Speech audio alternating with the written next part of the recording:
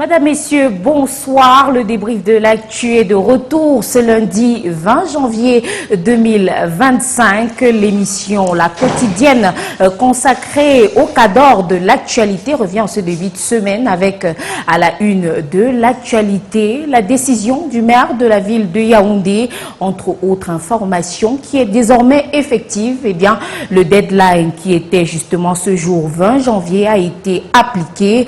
On a pu voir la descente dans les différents marchés des équipes de la mairie de ville pour faire appliquer cette décision-là qui sommet les sauveteurs, brouettiers et autres vendeurs à la criée de libérer les trottoirs et autres emprises de la voie publique. Alors une décision qui naturellement ne fait pas sourire ces commerçants ambulants pour certains et statiques pour d'autres, mais qui est désormais d'application efficiente. Toujours dans l'actualité, on parle de ce cri de détresse des enseignants, des syndicalistes du secteur éducatif camerounais qui reviennent à la charge cette année encore pour crier leur malheur, leur déboire.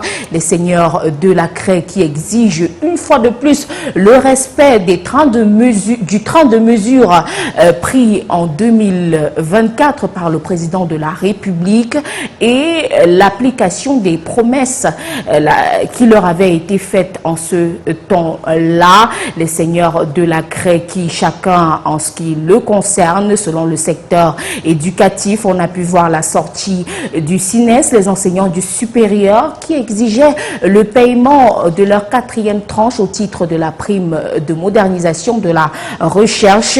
Des cris qui ont été entendus par le ministre de l'enseignement supérieur et par le président de la République. La semaine dernière, il passait déjà à la caisse. Au cours de la même période, préavis de grève, cette fois des enseignants du secondaire à travers le Cinécam qui a dû envoyer un courrier au Premier ministre pour crier leur malheur. On espère que cette voix-là aussi sera entendue. Analyse et décryptage au cours de cette édition du débrief avec le panel qui vous sera présenté juste derrière ceci.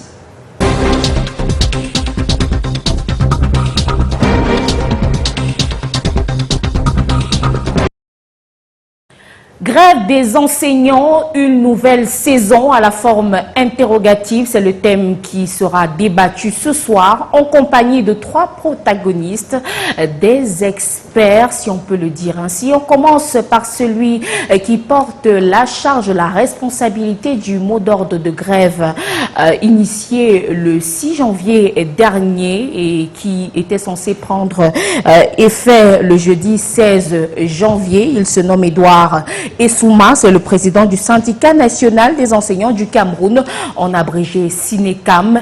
Il devrait nous dire les raisons pour lesquelles les enseignants reviennent à la charge cette année après les différentes opérations, les différentes crises qui ont marqué le secteur l'année dernière avec les mouvements OTS. On a trop supporté OTA, on a trop attendu. Bonsoir et bienvenue Edouard. Bonsoir Janice Kamga, bonsoir à tous les téléspectateurs de Canal 2 International, bonsoir au panel.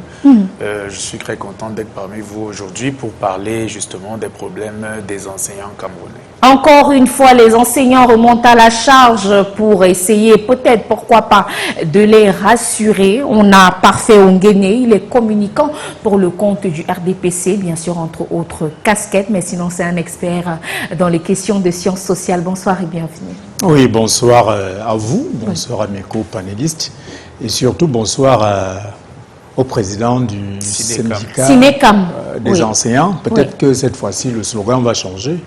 Vous avez parlé de OTS, on a trop attendu. OTA, on a trop supporté, on a trop attendu. Peut-être cette fois-ci ça sera, on veut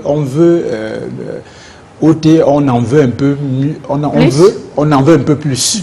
On espère qu'on n'arrivera pas à ce niveau-là parce qu'on se souvient encore que la crise avait véritablement paralysé le secteur éducatif camerounais et on espère ne pas... Je pense qu'ils exercent un noble métier, un métier qui participe à l'édification d'une nation, d'une société et un métier qui nous permet effectivement d'entrevoir ce que sera le Cameroun dans les années à venir. Vous savez que c'est là où est logé effectivement l'innovation, le développement intellectuel, le développement humain, le capital humain se forme. À partir de là, la masse critique capable de booster l'économie, capable de se projeter vers l'avenir, c'est à partir de là, vous savez.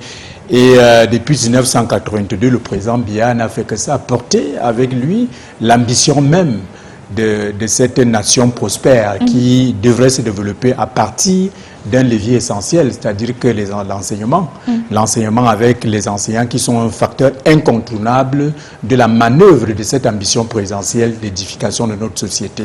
Donc c'est un noble métier qui est encouragé et qui est fait d'ailleurs partie des priorités présidentielles en ce qui concerne le développement de notre pays. Donc pour ne pas me répéter et le dire encore une fois de plus, nous sommes tous des produits de l'enseignement, du système éducatif de l'école. Et je pense que les seigneurs de la craie ont le droit de se faire entendre.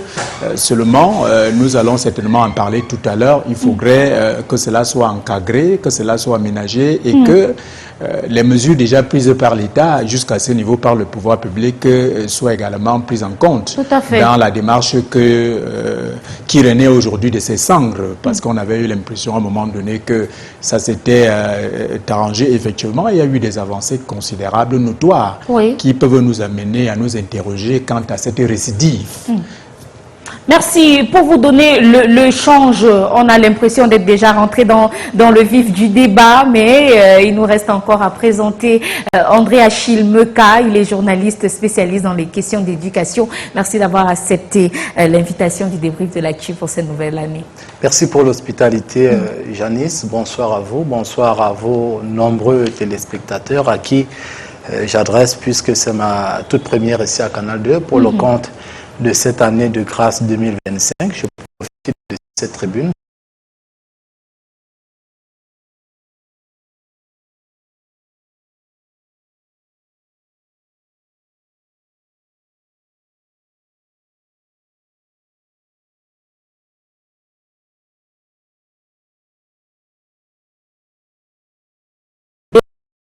du secondaire qui revient à la charge après une année scolaire 2023-2024 particulièrement tumultueuse.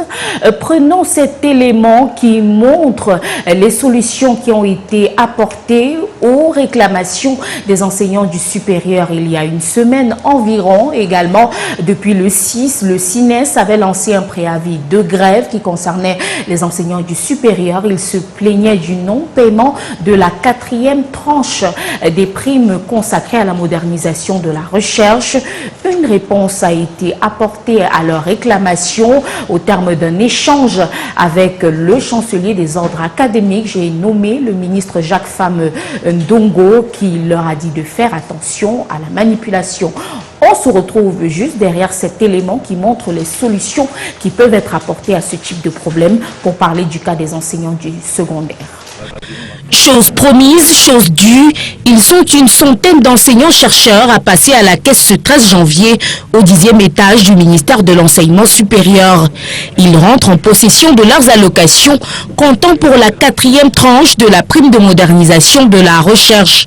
Premier réflexe, une fois gratifié du précieux sésame, reconnaissance exprimée. Merci au président de la République et au ministre de l'Enseignement supérieur pour les efforts qu'il mobilise au jour le jour pour que l'enseignement supérieur soit à un niveau considérable. Merci. Cet argent me permettra de payer ma publication et subvenir à certains petits besoins quotidiens. Dans les coulisses de l'opération lancée ce jour, concertation préalable avec le chancelier des ordres académiques, au cours de laquelle les partis ont parlé de la brouille qui a jusqu'alors opposé les enseignants du supérieur à leur tutelle. Accusés d'être manipulés, ils disent avoir juste tenté de faire entendre leur plainte. Il est évident de faire mieux en mensualisant les primes. Si c'est 3 mois, on peut prendre le montant de tout un chacun, divise par 3, on loge dans un bulletin de solde. Ça permettra d'abord aux ministres, aux chefs de l'État et aux autorités de se mettre en marge de plainte, parce qu'actuellement, quand il y a plainte, ça met mal à l'aise. Les opérations de paiement se poursuivent et pour l'avenir, Jacques Fame Ndongo invite ses jeunes interlocuteurs à plus de patience, mais aussi et surtout à ce qu'il appelle le doute raisonnable.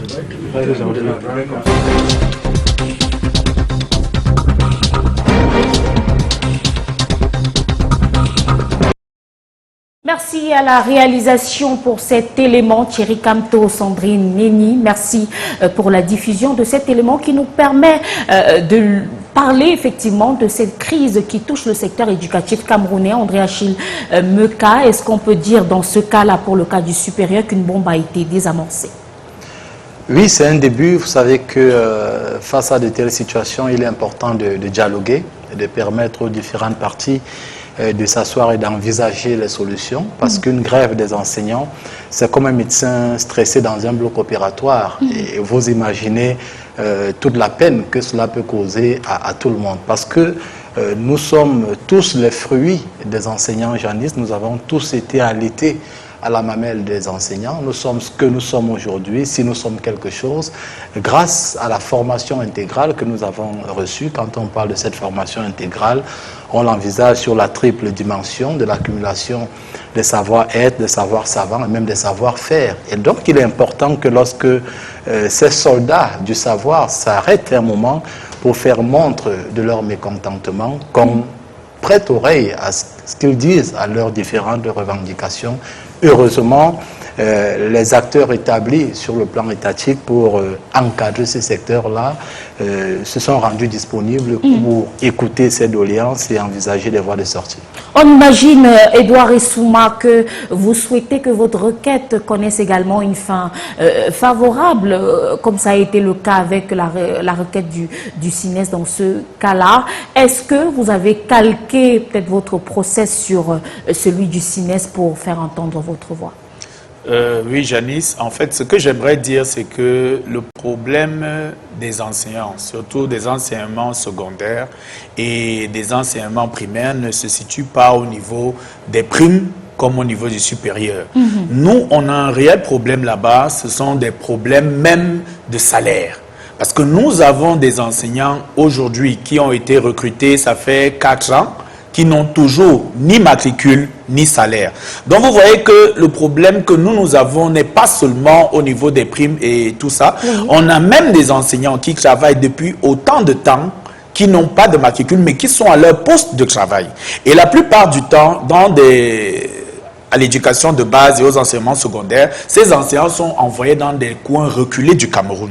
Parce que le premier poste des enseignants dans nos différents ministères, là, c'est-à-dire éducation de base et enseignement secondaire, c'est toujours dans des villes et des régions reculées, c'est-à-dire des régions en guerre, des zones d'éducation prioritaires. Donc, ce qui fait que quand on envoie des enseignants dans ce genre de zone, l'État doit prendre justement des dispositions pour que ces personnes rapidement aient ne serait-ce que le minimum qui leur est dû, c'est-à-dire leur salaire. Mais nous nous rendons compte que malgré les financements des banques mondiales et autres, c'est-à-dire ces enseignants se retrouvent toujours en train d'être des misérables dans ces coins, être clochardisés, être méprisés. Pourquoi? Parce qu'ils n'ont pas le strict minimum. Donc c'est pour ça qu'aujourd'hui, si vous voyez par exemple les enseignants de l'éducation de base et des enseignements secondaires tout le temps revendiquer, c'est parce que justement ce sont des enseignants qui souffrent dans leur chair. Parce que on peut le dire, les enseignants du supérieur, bon, ils sont des petits chouchous de la nation, parce que à chaque fois que à l'enseignement supérieur, les enseignants décident de gréver, à l'immédiat, des solutions sont trouvées. Ici, ça fait depuis 3 ans bientôt, depuis 2022, que les enseignants camerounais du primaire et du secondaire crient qu'ils vont mal. Ils crient qu'ils ont besoin de leur salaire. Ils crient qu'ils ont besoin de leur rappel. Ce qui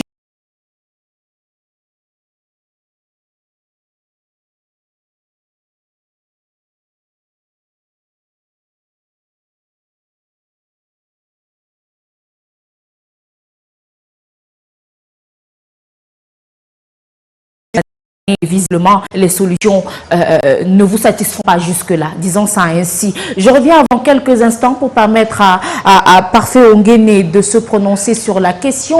On a vécu le printemps, si on peut le dire ainsi, de la crise des enseignants au cours de l'année scolaire 2023-2024.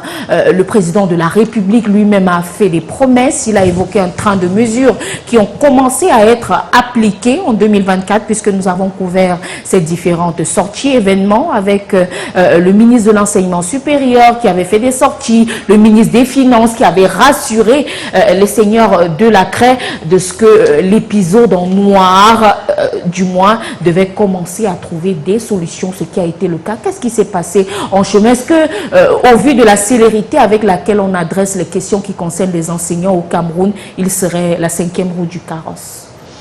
Je pense qu'il convient de commencer par une observation. Oui. Il n'y a pas de disparité en termes de traitement des enseignants. Il y a 3 segments d'enseignement, c'est-à-dire qu'il y a 3 niveaux d'enseignement. L'enseignement de base, l'enseignement secondaire et l'enseignement supérieur. Et chaque segment a un traitement qui correspond effectivement à ces réalités. Tout autant que les problèmes ne sont pas les mêmes, les préoccupations ne sont pas les mêmes. Parce que les mécanismes de recrutement et même les mécanismes de gestion et de fonctionnement ne sont pas les mêmes. Alors on ne peut pas tout de suite tirer des conclusions, sinon elle serait des conclusions hâtives, que de penser que l'enseignement de base est le parent pauvre de ces mécanismes mis en place par l'État pour la prise en charge du personnel enseignant de l'État du Cameroun. Je l'ai dit pour ne pas revenir là-dessus que l'enseignement, un adage chinois dit « Dis-moi quelle jeunesse tu as aujourd'hui, je te dirai quel peuple tu seras demain ». Et lorsqu'on l'a dit, la meilleure réponse à cette question, c'est effectivement de former les jeunes, c'est-à-dire qu'on appelle ça une préparation démographique. La préparation démographique part effectivement de la formation. Et cette formation commence au niveau de la base, c'est-à-dire que l'éducation de base. On est d'accord. Comment est-il donc possible que les uns les autres développent des sentiments d'exclusion dans un processus global? Est-ce que les réponses sont à tête chercheuse? Les réponses, je dis que les réponses ne peuvent pas être à tête chercheuse. C'est-à-dire que nous avons là un traitement qui correspond à chaque catégorie. Alors lorsqu'on l'a dit, on a pensé qu'il serait exagéré de suivre le commentaire que vient de faire aujourd'hui le président du syndicat en disant qu'il n'y a jamais, il y a des enseignants. Il a présenté des difficultés, mais j'aurais souhaité certainement par sincérité et par honnêteté qu'il revienne d'abord sur ce qui a déjà été fait. Et qu'il aura l'occasion de faire un certain bilan de l'application. Au-delà du bilan, qu'il consente avec nous que les mesures prises par les pouvoirs publics, bien avant même les revendications de l'année dernière, ce qui avait tout à fait déstabilisé l'année scolaire, qui avait créé un système labile, mais il faut qu'ils reconnaissent que bien avant ça, il y a déjà des mesures. Les premières mesures sont factuelles et sont visibles, c'est-à-dire qu'il y avait un manque d'enseignants, le gouvernement avec les partenaires commence depuis plusieurs années aujourd'hui à accroître le recrutement. Nous sommes même en plein recrutement au niveau des enseignements de base, recrutement de 3000 enseignants. C'est-à-dire que ça vient combler déjà le déficit. Ça vient déjà soulager ceux qui avaient déjà été formés et qui n'avaient pas accès à la fonction publique. Il y a ça. Il y a également un autre mécanisme qui a été mis en place, c'est le fait pour l'État d'avoir libéralisé le secteur pour créer d'autres unités d'enseignement dans le secteur privé. Il y a également les enseignants, dès lors ils sont formés, qui y vont là-bas et qui ont des salaires. Il y a un autre mécanisme de subvention même des établissements, à la fois publics mais également privés, pour encadrer et encourager ce processus-là. Donc ce sont des mesures républicaines qui démontrent effectivement qu'il y a une bonne volonté politique à l'intérieur. Ça c'est ce qui est fait, oui, mais ce qui n'est pas fait. Non, ce qui n'est pas fait est en cours. Forcément, on s'inquiète du train qui n'arrive pas à l'heure. Oui, peut-être vous en tant que journaliste, mais moi en tant qu'acteur de la société, observateur, je note effectivement qu'il y a beaucoup de choses que le gouvernement est en train de faire. Et ces mesures sont en cours effectivement d'exécution en ce moment, c'est-à-dire que les hautes institutions du chef de l'État. Et je vais revenir sur le discours du président de la République. Je pense que le président de la République n'a pas le 31 décembre président de la République n'a pas exclu le fait que des négociations se poursuivent, c'est-à-dire que le dialogue se poursuive afin de prouver, d'harmoniser toutes les positions et de trouver des solutions viables aux préoccupations des enseignants. Lorsqu'un chef de l'État l'a dit, je pense que c'est une garantie républicaine manifeste de ce que le dialogue se poursuive. Alors, lorsque le chef de l'État a déjà inscrit le dialogue et que nous ne sommes qu'en janvier et que à côté de cela, on va organiser des grèves. Oui. C'est pas mal. Nous sommes dans un état de droit, nous sommes dans une société qui promeut le bien-être, c'est tout à fait normal. À partir du moment où la grève se déroule dans le cadre législatif et réglementaire en vigueur dans notre société, il n'y a pas de problème. Mais je dis juste pourquoi n'avoir pas attendu que ce fameux dialogue s'ouvre et que, durant les échanges, que les problèmes soient présentés par le corps enseignant et que des solutions soient trouvées. Vous savez, nous évoluons aujourd'hui dans un contexte économique erratique assez difficile. Vous avez vu dernièrement le sommet des chefs d'État. Oui. C'était effectivement pour anticiper sur certaines mesures afin d'éviter une certaine faillite généralisée de nos États sur le plan économique. Ça suppose que de la conscience, même des enseignants, devraient savoir que la situation est assez difficile et elle est assez complexe. Elle est assez complexe. Voilà. On revient à vous. Le temps pour Edouard Essouma de peut-être présenter les réclamations qui sont faites. Vous avez introduit ce préavis de grève auprès des services du Premier ministre. On sait que l'année dernière, des démarches avaient déjà été entreprises. Le ministre des Finances précisait d'ailleurs aux enseignants d'être honnêtes et de dire, pour ceux qui avaient déjà perçu leur dû, d'avoir l'amabilité de signaler que déjà, ils étaient rentrés dans leurs droits. Il y a eu ces mesures-là. Quel bilan vous faites-vous? Et aujourd'hui, quelles sont les nouvelles, si tant est qu'elles le sont, réclamations que vous faites? Pourquoi cette sortie? Bien, merci Janice. J'aimerais d'abord revenir sur ce que Parfait Ongena a dit. Oui. Parce que quand il a dit que le dialogue se poursuivait entre le gouvernement et les organisations syndicales,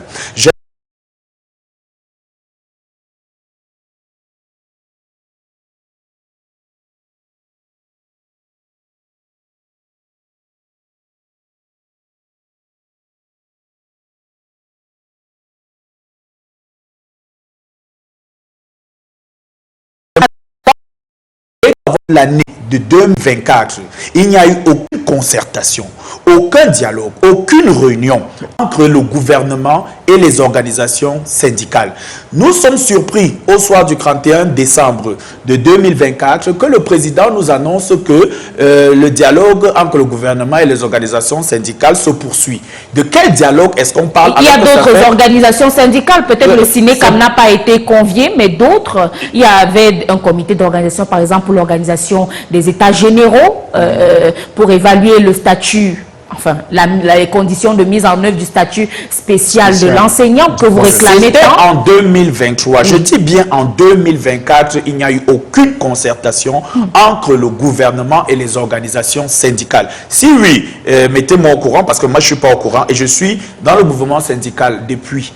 Maintenant, lorsque vous voyez aujourd'hui le Cinecam faire cette sortie au mois de janvier, c'est justement parce que nous sommes rendus compte qu'en fait, le gouvernement ne faisait pas la volonté du chef de l'État qui avait demandé que le dialogue se poursuive. Et c'est pour ça que si vous avez lu le préavis de grève, si vous avez lu l'avis de grève, la raison principale était le non-respect des engagements pris par le gouvernement concernant la poursuite des négociations. Si vous avez lu ces préavis, c'est pour vous dire que l'objectif principal de cette grève aujourd'hui, l'objectif principal de ces correspondances que nous avons adressées au Premier ministre, chef du gouvernement, c'est parce que nous sommes rendus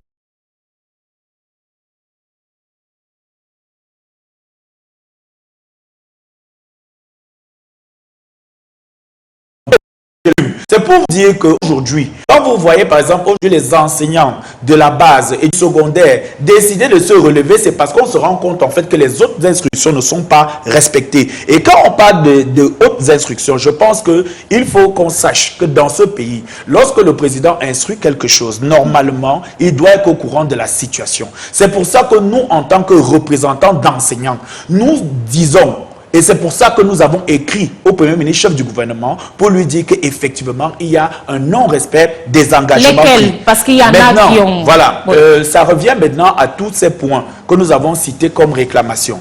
Nous avons par exemple la tenue du Forum national de l'éducation qui avait été promis pour le premier semestre 2024.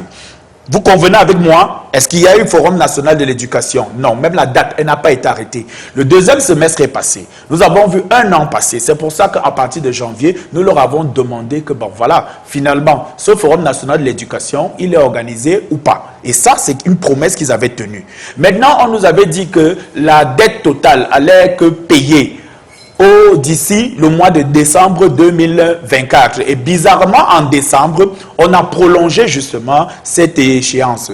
Maintenant, vous voyez que voilà encore une promesse qui avait été tenue. Et ça, c'est en Mondo Vision qu'on l'avait faite. Ce n'est pas moi qui invente. On nous avait dit qu'au plus tard, au mois de décembre, le plan d'appurement allait s'achever. Ce qui n'a pas été fait. Voilà encore une autre fausse promesse.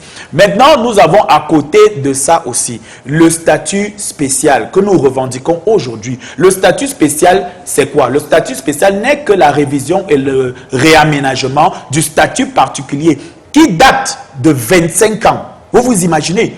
De 25 ans. Et ce statut particulier n'a jamais eu de décret d'application. C'est pour ça que 25 ans après, nous, en tant qu'enseignants, on se dit que bon, voilà, les choses ont évolué, l'éducation a évolué. Maintenant, il est temps aussi peut-être que le décret qui avait été signé, on puisse un peu essayer de toiletter ce statut spécial qui aujourd'hui est devenu désuet. C'est ça que nous appelons aujourd'hui le statut spécial. C'est-à-dire, nous, on a demandé à ce que ce statut particulier, non seulement il soit appliqué, il soit relu et il soit réaménagé. Parce que c'est ça les revendications que nous avons aujourd'hui. Nous avons aussi comme grande revendication l'automatisation des actes de carrière. Dieu merci, on nous a dit qu'il y a le aigle qui vient de s'envoler.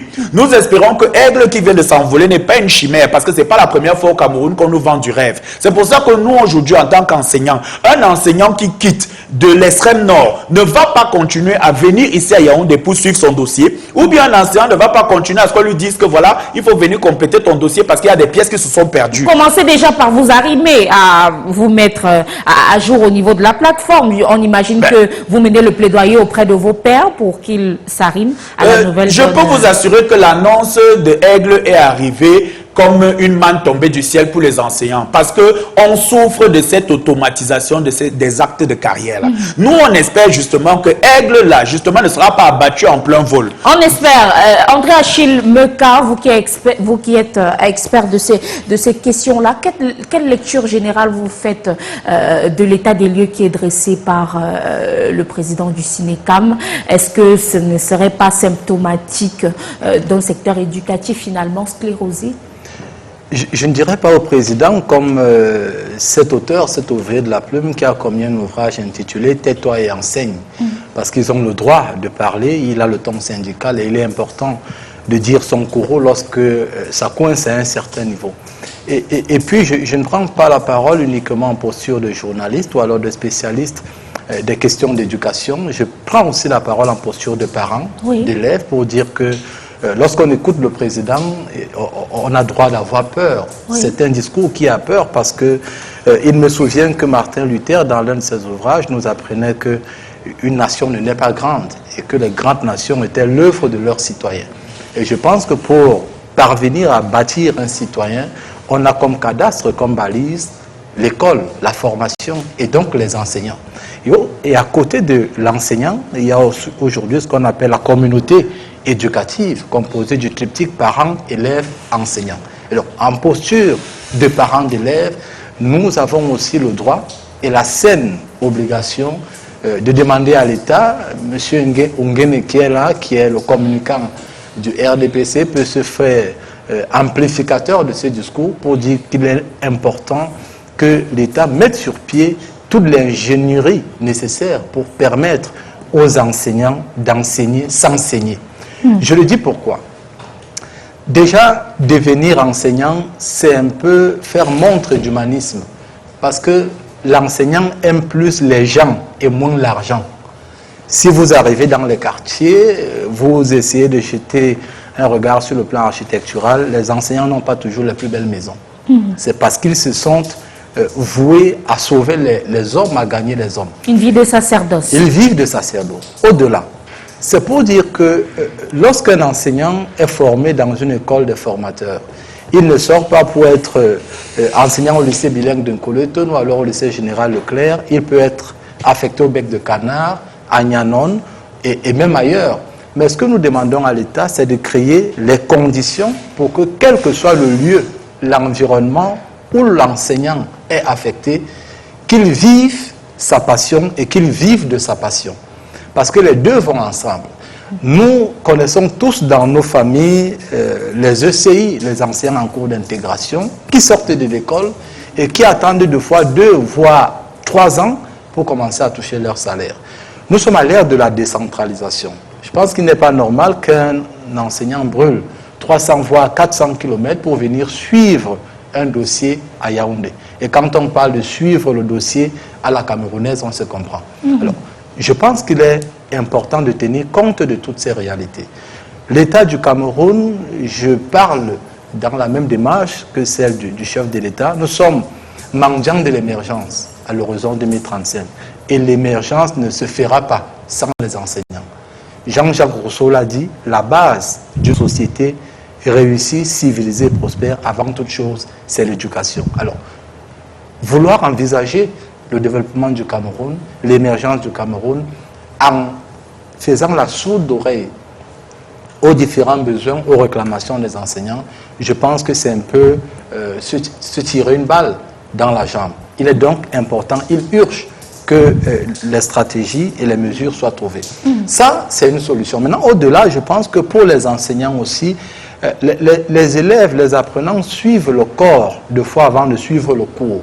Et il est important que les enseignants, au-delà du ton syndical qu'ils peuvent avoir, c'est de leur droit. Mais il y a aussi ce qu'on appelle le service minimum.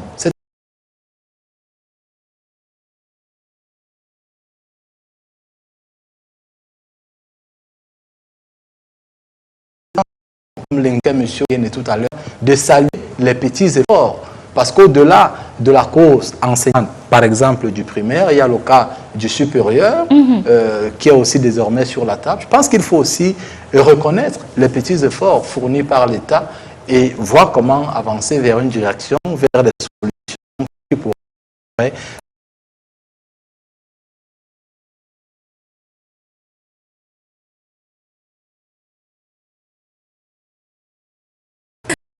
nous-mêmes, à notre niveau, si on peut dresser, faire une peinture du système éducatif camerounais, aujourd'hui, on a noté, selon les chiffres communiqués par le ministère de la fonction publique et la réforme administrative, de nombreux enseignants qui ont déserté les rangs du corps enseignant du Cameroun, qui se sont expatriés ou qui ont été forcés à s'expatrier, peut-être à cause du mal-être qui est décrit ici par le président du SINECAM.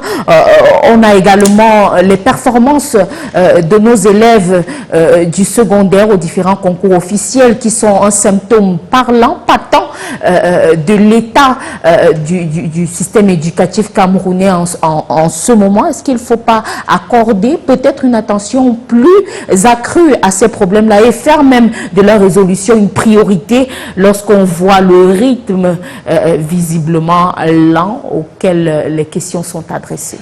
Albert Camus disait que si on échoue à concilier la liberté au droit, à la justice, on aurait échoué à tout. Je pense qu'il faut comprendre par leur approche une revendication de la justice. Mais ils le font dans un élan de liberté. La liberté qui suppose qu'effectivement nous avons acté dans nos politiques publiques que l'enseignement est une voie de développement et que cela devrait faire partie en réalité des priorités de notre gouvernance, c'est-à-dire le credo de l'action publique. Lorsqu'on a compris cela, je voudrais plus mettre en lumière la contradiction entre Corneille et Racine. L'un qui... Oui, non, mais au-delà, l'un qui dit je veux voir le monde tel qu'il devrait être et l'autre qui voit le monde tel qu'il est. Lui, il veut voir cette problématique telle qu'elle devrait être, mais moi, je veux la voir telle qu'elle est. en disant, lorsque vous suivez l'enseignant, le président des syndicats s'exprimer, notamment sur les revendications, vous comprenez qu'effectivement, il est en train de défoncer une porte ouverte. Les enseignants ont faim. Oui, les enseignants ont faim. On peut le dire de manière péjorative. Ça dépend de la... Pas péjorative, c'est un fait. Mais si je lorsqu'il a cité certaines de leurs revendications, il a cité la gestion des carrières automatiques. Lui-même, il est très vite revenu sur la mise en disposition de Hegel, qui n'a pas commencé aujourd'hui. C'est-à-dire que la mise à disposition de Hegel est une préparation technologique de la gestion des carrières qui date depuis au ministère de la fonction publique et de la réforme ministérielle, dans la perspective effectivement d'alléger la gestion des carrières, l'autogestion des carrières par les fonctionnaires eux-mêmes. Ça ne concerne pas seulement les enseignants. Alors, lorsqu'il revient également sur le forum et sur le statut spécial, je voudrais lui dire que au terme des négociations en 2023, tel qu'il l'annonce, il y a effectivement eu une période de mise en œuvre des recommandations. La période de mise en œuvre des recommandations ne donnait pas tout de suite lieu à l'évaluation de la mise en œuvre de ces recommandations. Il fallait un temps. Il fallait parer au plus pressant. Le plus pressant, c'était les salaires, les primes, et également l'intégration. Mais c'est ce qu'il réclame encore aujourd'hui, 2 ans plus tard. Écoutez, dans les statistiques, beaucoup de ses collègues avaient effectivement été reçus dans ce sens-là. C'est-à-dire que beaucoup ont reçu leur salaire, beaucoup ont reçu les primes d'avancement et autres. Il y a eu des avancées, il ne peut pas le dire, il ne peut pas les nier. Alors, lorsqu'il parle du statut spécial, le statut spécial devrait en réalité prendre en compte un certain nombre de paramètres. Et ces paramètres ne sont pas seulement d'ordre conjoncturel. Il y a des paramètres qui devraient être évalués sur la durée, sur le temps et sur la capacité de l'État et la soutenabilité de l'État.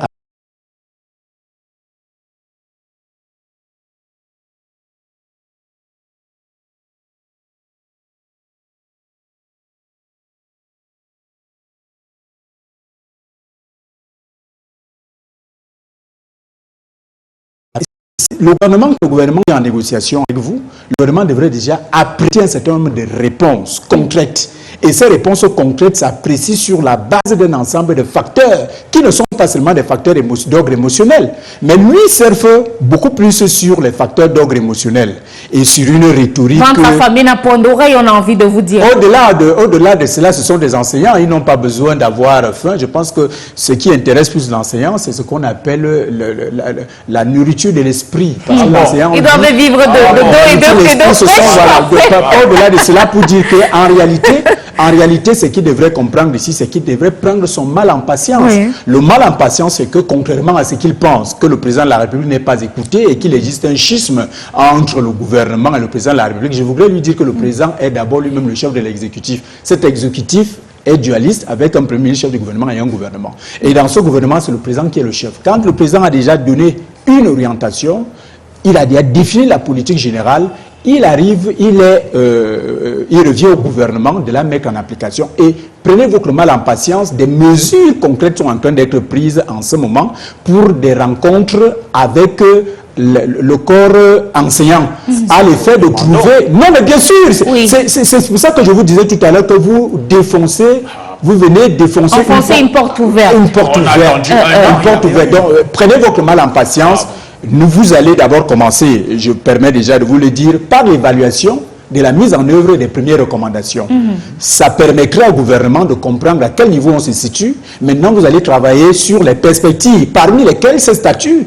Vous allez discuter de la faisabilité de ces statuts en prenant en compte la conjoncture économique qui est assez erratique en ce moment et qui ne nous permet pas effectivement d'aller très vite, d'appuyer sur l'accélérateur. Parfait. Est-ce que la méthodologie n'est pas obsolète aujourd'hui? On sait généralement que dans des situations de crise, dans certains cas en tout cas, des mesures compresses sont prises le temps que ça se calme. Et une fois que ça se calme, on jette le problème un peu aux oubliettes. Non, il n'y aura pas de sparadrap. Est-ce qu'il faudra encore attendre 10 ans, 15 ans? Non, il n'y aura pas de sparadrap. Je sais que vous parlez de la technique du sparadrap. Il n'y aura pas de sparadrap. Il y a les questions, effectivement, de rentrer dans un dialogue. Quand on dit un dialogue, ça veut dire qu'il y aura des échanges sur les préoccupations, la problématique actuelle, il y aura des échanges approfondis et des solutions seront dégagées de concert avec l'ensemble des partenaires du secteur de l'éducation. Il ne c'est pas seulement le cas de l'éducation de base, même l'enseignement secondaire. Je vous ai dit que ces trois segments-là, bien que les problématiques ne soient pas identiques totalement, mais il y aura ce dialogue-là et je puis lui dire, le Premier ministre, chef du gouvernement, ne peut pas faire abstraction des mesures prises par le président de la République, notamment en ce qui concerne le dialogue. Donc, retenez votre souffle, prenez votre mal en patience, cela sera fait. Et je voudrais que nous tous nous constations ici que de son propre discours, de son intervention, nous notons qu'il y a eu des avancées qui ont considéré l'ensemble des recommandations prises lors des derniers échanges. Et que restons objectifs, restons positifs, restons optimistes et nous pensons que concrètement beaucoup de choses seront faites dans ce sens. Edouard Essouma, justement, depuis l'introduction de cette correspondance à la primature, est-ce que vous avez eu des réponses? Est-ce que jusqu'ici, on a parlé de la grève qui était censée commencer le 16 janvier. Est-ce que déjà vous avez peut-être des premières réponses? Comment est-ce que ça évolue de votre côté? Merci, Janice. Que ce soit sur le terrain comme... Le discours de Parfait Onguéné est typiquement le discours d'un politicien. Pourquoi c'est ce que je le dis? C'est parce qu'aujourd'hui, vous nous demandez de faire preuve de patience. Nous avons patienté. Est-ce que vous pensez que les problèmes qui ont été soulevés en 2022, en 2025, on devait encore venir les soulever? Ce n'est pas possible. Vous allez dire qu'on doit attendre jusqu'à quand? Maintenant, il y a autre chose. Quand vous dites, par exemple, que voilà, il y a eu des avancées. Je pense que le chef de l'État, à travers une correspondance du secrétaire général de la présidence au secrétaire général du Premier ministère, il avait échelonné des paiements où on avait demandé à ce que tous les rappels d'intégration, tous les rappels d'avancement soient payés.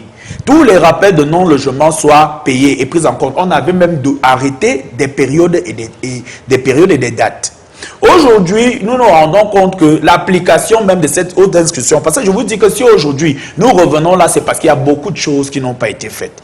Il y a encore des gens qui sont là, qui étaient concernés par ce plan d'appurement, qui n'ont toujours pas eu de rappel de non-logement. Ils n'ont toujours pas eu de rappel d'intégration. Je ne vous parle même pas des avancements parce que personnellement... Il y en a qui ont eu quand même. Non, je vous dis qu'il y a des gens, je ne l'ai pas dit. Voilà. Il y en a qui ont reçu quand même. Il était prévu que tous... Il était prévu que tout soit payé. Alors, il était prévu que tout soit payé. À date, selon le plan d'appurement. Il y avait eu un plan d'appurement. Oui, c'était progressif. Et c'était selon les rubriques. Il y a eu le non-logement, il y a eu les rappels d'intégration et ensuite venaient les avancements. Mais en même temps, on n'a pas dit qu'on le ferait en 2 ans ou en 3 mois. Nous sommes déjà à presque 3 ans. Nous sommes déjà à presque 3 ans. Maintenant, quand vous allez nous dire ça, il y a... S'il vous plaît, souffrez. Vous aurez l'occasion de... Parce qu'aujourd'hui, lorsque nous avons l'opportunité au Sénécam de prendre la parole, c'est que nous parlons à travers les voix des enseignants.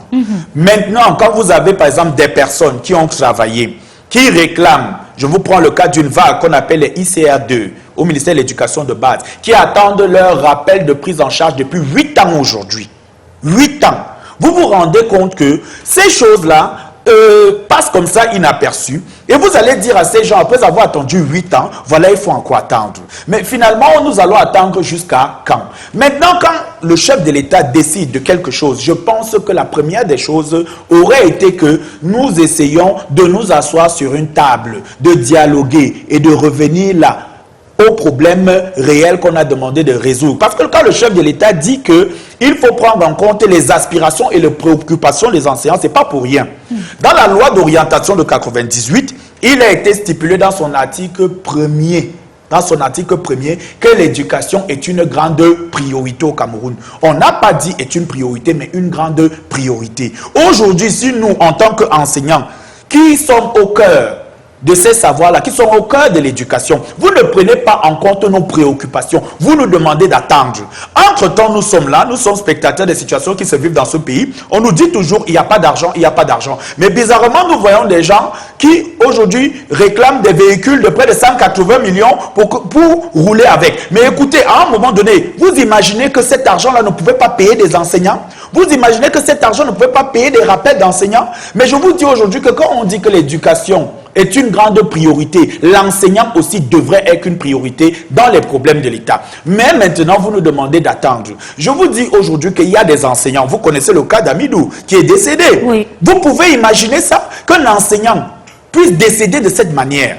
Vous voyez aujourd'hui des enseignants partout au Cameroun qui sont assimilés à des clochards, où aujourd'hui ils ne sont plus respectés alors que l'État leur doit de l'argent. Aujourd'hui, Edouard, je vous interromps pas. Oui. Quelle est la situation sur le terrain? Est-ce que les instituteurs vont en cours? Est-ce que du côté de la primature, vous avez pu avoir un début de solution, un rendez-vous? Nous n'avons eu jusqu'à présent aucune réponse du gouvernement, mais plutôt nous avons des intimidations de la part de certaines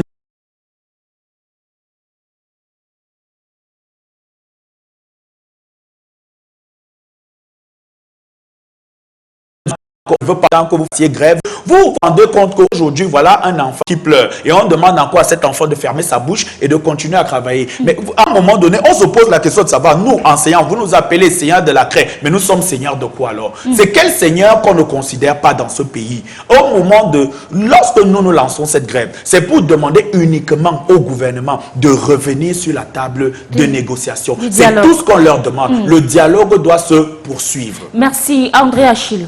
Oui. En fait, moi, je voudrais faire humblement une proposition à M.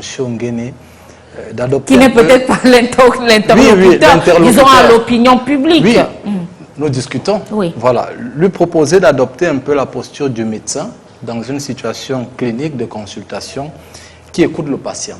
Parce que le patient vient parce qu'il souffre. Il souhaite avoir les soins pour avoir une santé de fer comme le médecin. Parce que lorsqu'on adopte des postures jupitériennes, deux fois, ça n'arrange pas trop l'effet, la situation. Nous sommes dans une posture où les enseignants disent leur mécontentement. Ils sont du primaire, vous avez aussi reçu l'écho de ceux du supérieur, qui ont aussi leur lot de revendications, leur chapelet de doléances. Je pense que le chef de l'État, comme il indiquait tout à l'heure, a pour priorité de prôner l'équité, la justice entre tous les Camerounais. La répartition égale, équitable des biens et ressources de la République. Aucun chef de famille ne peut se réjouir d'avoir dans une maison certains enfants qui ont 3 repas par jour et d'autres qui n'en ont qu'un seul. Et je pense qu'il est important d'avoir une posture d'humilité, d'écouter ceux qui ont des revendications et d'envisager des solutions beaucoup plus douces. Parce que je continue de dire, Janice, que ne pas écouter les revendications d'un enseignant, c'est comme faire une gueulante à un médecin en plein bloc alors qu'il est en train d'intervenir sur vous. Parce que nous avons nos enfants dans les salles de classe et il est important de se soucier de l'avenir de ces enfants. Au-delà de leur avenir, mais de l'avenir de la République tout entière. Une école que l'on ouvre est une prison que l'on ferme, dit-on. Et donc, l'école, c'est l'enseignant, c'est le cadre dans lequel l'élève étudie, et il est important que cet environnement soit connu. Si vous faites un tour dans certains établissements, vous trouverez les enseignants qui opèrent dans le secteur privé, qui ont les salaires de 30 000 francs par mois. Bon, dites-moi, vous qui êtes parents, vous qui êtes citoyens camerounais, est-ce que vous avez la possibilité de partir chez vous avec une motivation si vous n'arrivez même pas à avoir un repas parce que le salaire que vous touchez ne vous permet pas de remplir les besoins les plus élémentaires. Donc, je pense que nous sommes tous conscients de ces réalités et comme il indiquait tout à l'heure, l'État du Cameroun s'active pour trouver les solutions, mais en le faisant, il est important d'avoir un peu d'humilité. Parce que même en posture de journaliste, on s'intéresse beaucoup plus aux trains qui arrivent en retard, vous l'avez dit tout à l'heure. Ceux qui sont déjà passés à la caisse, c'est un acquis. Et je pense que même pour ceux qui lisent la Bible, il se trouve que le Seigneur allait plus à la quête des brebis égarées, de ceux qui avaient besoin de lui et non de ceux qui étaient déjà dans une posture de satisfaction. Et je pense que l'État devrait aussi adopter cette attitude de prêter une oreille attentive à ceux qui ont encore des revendications à faire. Ajouté à cela, il y a de façon insidieuse dans le propos d'Edouard Issouma, l'ordre de priorité gouvernementale est également pointé du doigt. On parle peut-être d'enseignants qui seraient relégués au second plan lorsqu'il s'agit de revendications, lorsqu'on voit le rythme avec lequel d'autres préoccupations, lorsqu'il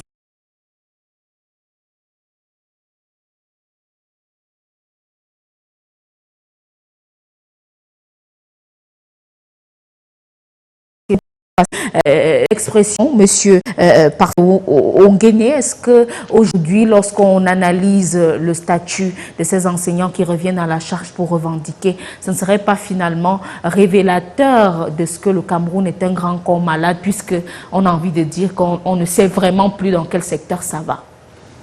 Non, on ne peut pas le dire de façon péremptoire que rien ne va dans les secteurs. Je pense qu'avec un peu d'optimisme et de gratitude, on peut reconnaître que beaucoup a été fait jusqu'ici dans plusieurs secteurs. Je l'ai relevé tout à l'heure pour dire qu'il n'y a pas de secteur prioritaire au détriment d'autres. Tous les secteurs quasiment se plaignent. Il n'y a pas une hiérarchisation de gestion des problématiques. La gestion des problématiques est une approche que le gouvernement aborde en fonction de la soutenabilité budgétaire. Vous savez, lorsqu'on parle des enseignants aujourd'hui, nous parlons du masse critique qui nécessite en termes d'investissement beaucoup plus de moyens que les autres corps de métier. Peut-être il faudrait convoquer des réunions pour leur expliquer la situation. Que les autres corps de métier, j'en ai pour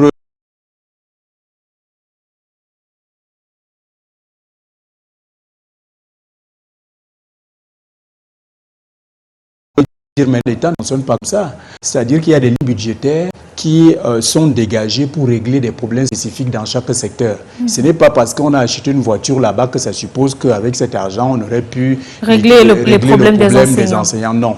Il y a des approches de mobilisation des ressources financières pour régler des problèmes en fonction de la soutenabilité budgétaire, de la capacité de l'État à mobiliser ses ressources financières. Je vous ai dit qu'il se trouve qu'aujourd'hui, l'État lui-même soit certainement en difficulté pour pouvoir régler de façon globale l'ensemble des problèmes. Et c'est pour ça que le chef de l'État, y compris les membres du gouvernement, vous ont proposé la gestion progressive de ces problèmes-là. C'est-à-dire que ceux qui n'ont pas encore été reçus dans le cadre de la gestion du plan d'appurement comprennent que nous sommes dans une démarche progressive. Et la démarche progressive est une démarche inclusive, mais qui dégage la gestion de manière évolutive. Donc il n'est pas exclu. J'aurais été malheureux avec vous, j'aurais pleuré avec vous si jamais vous me disiez aujourd'hui que les conclusions avec le gouvernement étaient effectivement de rompre tout dialogue ou alors de ne pas souscrire à poursuivre la prise en compte de vos préoccupations. En tout cas, il faut le relancer. Voilà. Il y a un suivi. Non, mais je pense que c'est même une mauvaise approche de dire que c'est eux qui relancent le gouvernement. Vous savez, le chef de l'État définit la politique générale de la nation. Lorsque le chef de l'État a dit que, pour ma part, parce que le chef de l'État travaille en permanence sur les problématiques de notre société politique. Et lorsque le chef de l'État a dit, s'agissant de l'éducation, de la problématique des enseignants, il a prescrit que le dialogue se poursuive. Ça veut dire qu'à l'état actuel des choses et au niveau des solutions dégagées déjà par le gouvernement, le président lui-même estime qu'il faut encore un dialogue. Mais vous savez, il a prescrit ce dialogue. Je ne vous coupe pas. Oui. J'utilise juste une image pour vous dire que vous savez que lorsque vous promettez quelque chose à un enfant, il peut venir vous dire, mais papa, tu m'avais promis, tu fais comment avec la promesse que tu m'avais faite? Mais c'est dangereux lorsque l'enfant finit par ne pas avoir confiance à son père. Vous savez, mon père me racontait souvent une histoire, c'est qu'il était allé avec son père à la chasse et puis son père lui dit, si on arrive ici, je me déshabille. Je suis sûr que si tu as besoin d'argent là tout à l'heure, tu vas te retourner vers moi pour me demander de l'argent. L'enfant lui dit effectivement, c'est une figure de style qui voudrait dire qu'en réalité, on doit faire confiance à son parent. Si le chef de l'État est le père de ses enseignants, ces enseignants devraient faire confiance au chef de l'État à n'importe quel moment. Ça suppose que si eux, ils pensent qu'après que le chef de l'État ait demandé au gouvernement de poursuivre avec le dialogue. Eux, ils reviennent avec la terminologie de relancer le dialogue. Non, vous ne relancez pas le dialogue.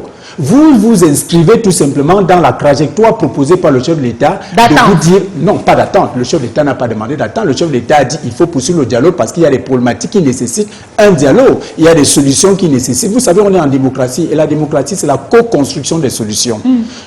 Aucune solution ne viendra unilatéralement du gouvernement, tout comme aucune solution ne devrait venir unilatéralement de vous les enseignants. C'est compris. Nous sommes dans une démocratie, c'est-à-dire une co-construction des solutions. Et ça, dans la perspective de la co-construction des solutions, qu'on vous invite désormais à un dialogue, à poursuivre votre dialogue, à maturer vos propositions avec le gouvernement et les experts pour que des solutions soient viabilisées et que nous sortions de cette situation-là. Merci, parfait.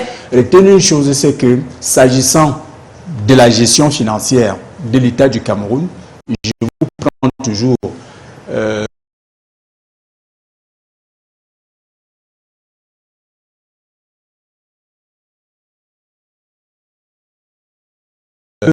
une situation critique dans la zone. C'est compris. Cette situation critique voudrait que vous sachiez qu'on ne pourra pas résoudre tous les problèmes au même moment. Il y a la méthode de la progressivité, il y a la méthode de l'évolutivité qui devrait vous permettre de comprendre que ayez toujours confiance au gouvernement. Merci. Le gouvernement n'a pas rompu le dialogue, le gouvernement n'a pas mis au second plan, n'a pas fait litière de vos préoccupations. Merci, mais le gouvernement parfait. Est tout à fait dans une position de co-construction des solutions avec vous. Président, est-ce que c'est un discours que vous comprenez? Comme je Rapidement, dis,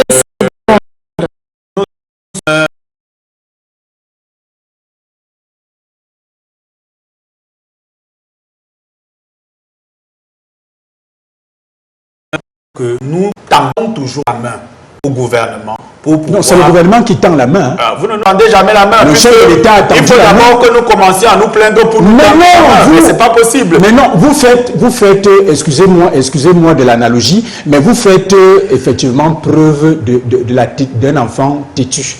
C'est-à-dire que l'enfant têtu, c'est un enfant à qui on promet quelque chose, mais qui vient revendiquer la même chose qu'on lui a promis. Mais tant que tu ne promets pas, il va toujours revendiquer la promesse est une dette. merci. Parvenu.